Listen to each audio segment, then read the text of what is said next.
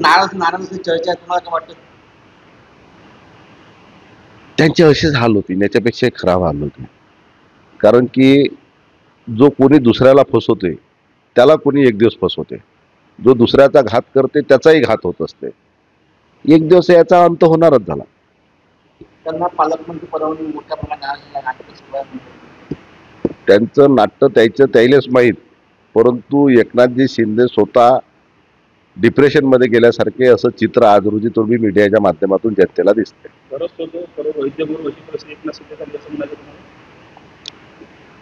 एकनाथ शिंदे स्वतः मोठे गद्दार आहेत. त्याच्या संग भारतीय जनता पार्टी त्याच्या संग असा सलूक करील म्हणून काही चुकीचं नाही. गद्दारासंग वापर तसाच होणार झाला शेवटी. इमानदार माणसासंग इमानदारीसारखा वापर होत असते, गद्दारासंग गद्दारासारखाच वापर होणार झाला.